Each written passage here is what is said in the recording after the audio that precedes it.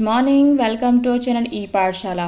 सो हमारा इंतज़ार ख़त्म हो चुका है। फाइनली GFMS पे अपडेट आ गया है भैया, और उस पर हम लोगों की अब स्कूल चॉइस फिलिंग का आ गया है कि आप लोगों को अपनी स्कूल चॉइस फिलिंग करना है। और जिसने पहले कर चुके हैं उनके इसमें ऑलरेडी फील्ड आ रहा है, तो उसमें संशोधन नहीं होगा। इसीलिए भैया थोड़ा सा ध्यान से मैं इस नोटिफिकेशन को आपको बता देना चाहती हूँ, ताकि आप कोई भी गलती ना करें।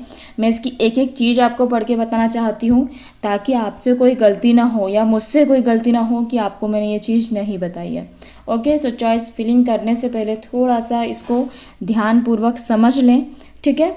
देखो, सबसे पहले तो भैया आपको यहाँ पे दिख रहा है कि शैक्षणिक सत्र 2024-25 में रिक्त पद के लिए भैया ने विकल्प शाला विकल्प चयन के संबंध में ये अपन को दिया है, ठीक है। अब इसमें हमको क्या है, सत्र में अति शिक्षक को GFMS पोर्टल पर जिन आवेदकों के पास सत्यापित स्कोर कार्ड और KYC की गई है, आप लोगों ने किया होगा ना, शायद 25 जुलाई उसकी लास्ट डेट थी ना, तो आप लोगों ने जो उसका सत्यापन करवाया था, आपने KYC जनरेट कराई थी, आपने सत्यापन किया था, तो आपके पास भैया एक स्कोर कार्ड होगा, ठीक है। तो आपको क्या करना है, वह स्वयं के लॉगिन आईडी का प्रयोग करके, आपके पास आपकी लॉगिन आईडी होगी ना, आपकी लॉगिन आईडी होगी, उसका उपयोग कर सकते हो। लॉगिन आईडी का पासवर्ड जहाँ तक कि आप लोगों को मैसेज करता है, वो मैसेज किस नाम से करता है, अगर वो पासवर्ड आपका घूम गया है तो मैं आपको इसमें बता दूंगी कमेंट करके, मुझे अभी खैर ध्यान नहीं है, ठीक है। तो सभी के पासवर्ड उस नंबर से आए होंगी, मतलब उस नाम से। जैसे फॉर एग्जांपल मैं आपको बता दूँ, GF से कुछ मैसेज आया होगा, एग्जाम्पल बता रही है ना, मुझे याद नहीं है, तो आप अपने मोबाइल में सर्च कर लो, तो उसी में आपका पासवर्ड उन्होंने सेंड किया हुआ है, ठीक है। तो उसमें इतनी दिक्कत नहीं है कि आप उसको बार बार फॉरगेट करके रखे हो, ठीक है। तो लॉगिन आईडी से GFMS पोर्टल पर ऑनलाइन शाला विकल्प चयन की कार्यवाही आप लोग करना है, ठीक है। अब आपको भैया वो कैसे करना है, निम्नानुसार कार्यवाही करें, ठीक है। अब बिल्कुल ध्यान से सुनना है, क्लियर। देखो, सबसे पहले इनका कहना है आपको क्या करना है, GFMS पोर्टल पे जाना है, इतना नहीं भी लिखोगे, GFMS लिखोगे तो आ जाएगा, ठीक है। आपको अपनी प्रोफाइल ओपन करना है, ठीक है। प्रोफाइल आपको दिखेगी, आपको उसमें अपनी फ़ोटो अपलोड करना है। फ़ोटो की साइज़ 300 KB से अधिक ना हो। देखिए, आप चाहे तो साइबर पर जाके करवा सकते हैं, ठीक है। साइबर वाले को अगर नहीं पता हो भैया तो क्या 300 KB से कम अधिक नहीं होना चाहिए, ताकि क्योंकि उसमें फ़ोटो ढंग से दिखेगी नहीं सामने वाले को, ठीक है। सो आपकी फ़ोटो का साइज़ अगर आप मोबाइल से कर रहे हो, लैपटॉप जिससे आप खुद से कर रहे हो, तो आप साइज़ उसको कंप्रेस कर लीजिए अपने फ़ोटो का, ठीक है। देखो, कंप्रेस टूल भी आता है अपनी फ़ोटो कंप्रेस करने के लिए, और या फिर आप क्या बोल सकते हैं उसको, स्क्रीनशॉट से भी उसको कंप्रेस कर सकते हो, ठीक है। स्क्रीनशॉट जो हम लेते हैं ना, उससे भी फ़ोटो का साइज़ कंप्रेस हो जाता है, बट ये थोड़ा देख लेना कि भैया वो 300 KB से कम होना चाहिए, ठीक है। क्योंकि छोटी छोटी मिस्टेक ये फालतू के पकड़ेंगे ना, और अपना कया किराए पे पानी धर जाएगा, ठीक है। तो ध्यान रखना इस चीज़ का। और हाँ, आवेदक गेस्ट फैकल्टी काउंसलिंग ऑप्शन पे जाके आपको दिखेगा भैया ये गेस्ट फैकल्टी काउंसलिंग, उस ऑप्शन पे जाके आपको करना है व्यू माय वैकेंसी ऑप्शन। जिसका जैसा स्कोर कार्ड रहेगा उसके हिसाब से उसको वैकेंट सीट दिख जाएगी। मान लीजिए आपका वर्ग ए, मतलब आपने PG के लिए कुछ किया, आपके पास PG है ही नहीं, PG नहीं है ना, तो उसके पास वर्ग 2 मतलब SS2 तक के आएंगे, SS1 और SS2 तक का आएगा, ठीक है। SSS1 SSS2 वर्ग 2 और मतलब वर्ग 3 के लिए आएगा उसका, ठीक है। तो व्यू माय वैकेंसी ऑप्शन पे जाएंगे आप, फिर के माध्यम से आवेदक को स्कोर कार्ड में उपलब्ध पैनल के आधार पर, आपके स्कोर कार्ड में जो भी पैनल लिखा रहता है ना, मतलब आपका SS1 है, SSS1 जैसे वर्ग 1 है, SSS2 है तो वर्ग 2 है, SSS3 है तो वर्ग 3 है, तो उस हिसाब से आपको दिखेगा। तो आपके स्कोर कार्ड में भी लिखा हुआ है ना कि आप किस किस के लिए एलिजिबल है।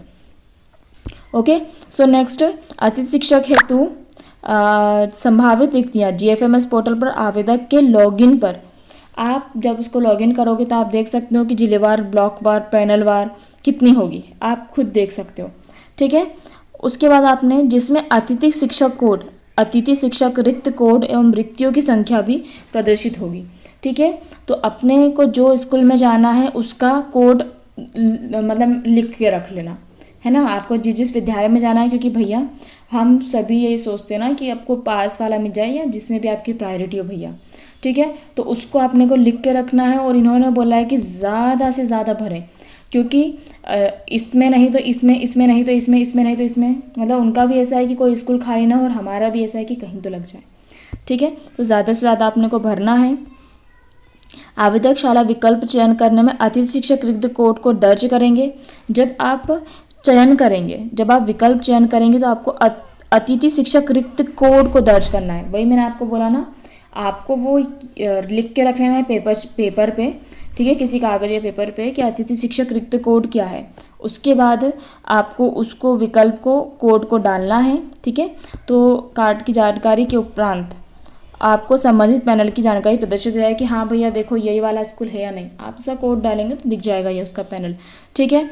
उसके बाद शाला विकल्प चयन करने हेतु आवेदकों को विकल्प चयन की कोई सीमा निर्धारित नहीं की गई है। दैट मीन्स आप जितना चाहे भर सकते हो, ठीक है, बट भैया ऐसा भरना है कि जिसमें आप एलिजिबल हो, ठीक है। उसके बाद है आवेदक द्वारा शाला विकल्प चयन करने के उपरांत, जैसे आपने शाला विकल्प जानकारी डाल दिया, आपको कोई त्रुटि हो गई है भैया, ध्यान से सुनना, कोई त्रुटि हो गई है तो आप उसमें संशोधन कर सकते हो, डिलीट कर सकते हो। पर अगर आपने उसको भरने के बाद लॉक कर दिया, उसके बाद भैया कोई संशोधन नहीं हो पाएगा, ठीक है। ये ध्यान रखना, कोई भी संशोधन नहीं हो पाएगा लॉक करने के बाद। तो एक बार उसको रीचेक कर लेना। आप साइबर पे भी जाओ तो साइबर वाला बहुत जल्दीबाजी में रहता है, तो भैया थोड़ा अपना, या फिर उसको पहले समझा देना है कि थोड़ा ढंग से करें, है ना, क्योंकि वो लोग जल्दीबाजी में रहते हैं, उनको फ़र्क नहीं पड़ता है। क्लियर है। फिर नेक्स्ट आपको बता दूं, शाला विकल्प चयन की कार्यवाही सावधानीपूर्वक करना है, ठीक है। जानकारी एक बार लॉक होने के उपरांत किसी प्रकार का संशोधन नहीं किया जाएगा। यदि आवेदक का किसी एक से अधिक पैनल में स्कोर कार्ड है तो वह समस्त पैनल में शाला विकल्प को चयन कर सकता है, ठीक है। पैनल सह शाला की प्राथमिकता के आधार पर आवंटन होगा, ठीक है। आप जिस चीज़ को प्रायोरिटी दोगे, अगर फॉर एग्जांपल मैं आपको बोलूँ, इन्होंने यही समझाया इसमें कि अगर आपको वर्ग 2 को प्रायोरिटी देना है तो आप वर्ग 2 को पहले भर दो कि मुझे भैया अमुक विद्यालय में वर्ग 2 SS2, जैसे आपने SS2 को पहले दे दिया, फिर SS2 को, फिर SS2 को, फिर SS1 को दिया। तो वो आप पर डिपेंड करेगा, आपको जिसको प्रायोरिटी देना हो, आपको जिस विषय में पढ़ाना हो, आप उसको कर सकते हो प्रायोरिटी, ठीक है। वैसे तो यार SS1 ही ठीक रहता है मतलब SS1 ही भरना चाहिए मेरे हिसाब से, क्योंकि जब आप SS1 भरते हो ना तो आप UGC नेट और सेट की तैयारी भी कर सकते हो। 11th-12th काफ़ी कुछ NCERT का उसमें आता है, ठीक है। तो अपने को आगे की करियर भी देखना है तो मेरे हिसाब से आप SS1 के लिए ट्राई करिएगा। बाकी यह सभी का अपना अपना है कि भैया किसी को SS2 ज़्यादा कंफर्टेबल है तो उसके लिए। बिकॉज मैं आपको एक और चीज़ बता दूँ, अगर आपने रिज़ल्ट बिगाड़ा ना इनका, अगर 11th-12th में रिजल्ट बिगड़ता है तो अतिथि शिक्षक को 30% रिजल्ट नहीं देने पे अतिथि शिक्षक को कभी अतिथि शिक्षक नहीं बनाया जाएगा।